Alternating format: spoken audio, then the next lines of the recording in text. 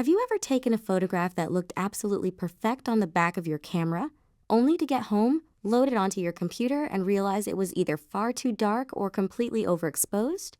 If that has happened to you, don't worry. It happens to every photographer. The problem is that your camera's LCD screen is one of the least reliable ways to judge exposure. On a bright sunny day, the screen often looks darker than it really is, while indoors it can make almost any image look brighter than it actually is. Even changing the screen brightness can trick your eyes into thinking your exposure is correct. That's why experienced photographers don't rely on the image alone. They use one of the most valuable tools built into every modern camera, the histogram. At first glance, the histogram looks like a complicated graph, but in reality, it's incredibly simple. Think of it as a map showing where all the brightness values exist in your photograph. The left side represents the darkest parts of the image, the middle contains the midtones, and the right side represents the brightest highlights. Every single pixel in your photograph is placed somewhere along that graph depending on how bright or dark it is. The taller the graph becomes in one area, the more pixels exist at that particular brightness. That's all a histogram is. It's simply a visual representation of the light recorded by your camera. One of the biggest misconceptions in photography is that there's such a thing as a perfect histogram. There isn't. A photograph taken inside a dark theater should naturally have most of its information towards the left, because the scene is dark. A photograph of fresh snow on a mountain will have most of its information towards the right, because the entire scene is bright. The histogram isn't trying to force every image into the middle. Instead, it helps you understand whether you're losing important detail. This is where clipping becomes important.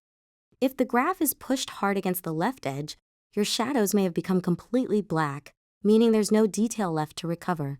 If the graph is pushed hard against the right edge, your highlights may have become pure white, and that detail is also gone forever. Sometimes that's perfectly acceptable. The sun itself will almost always be overexposed, and bright reflections on water or metal often clip naturally. The real question is whether you've lost detail in the parts of the photograph that actually matter. For portrait photographers, that usually means protecting highlights on skin. For landscape photographers, it's often the sky. Wedding photographers pay particular attention to the bride's dress because once those delicate details disappear into pure white, there's very little that can be done to recover them. The histogram helps you spot these problems long before you leave the location. Another reason photographers love histograms is that they work hand in hand with RAW files. When you shoot in RAW, your camera records far more information than you can actually see on the LCD screen. That extra information often allows you to recover highlights or lift shadows during editing without noticeably reducing image quality. If you only shoot JPEG, much of that information has already been discarded before you even begin editing.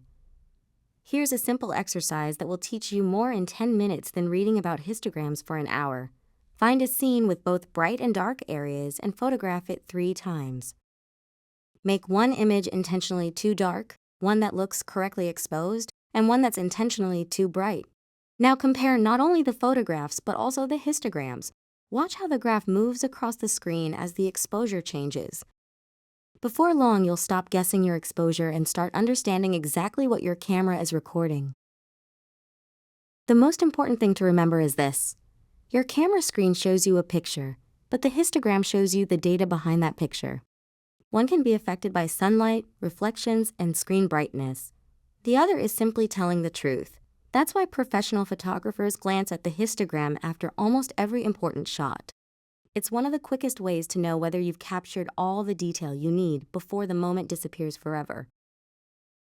In the next lesson, we'll build on this idea by exploring dynamic range and discovering why some cameras can capture incredible detail in both bright skies and deep shadows, while others struggle with scenes that have too much contrast.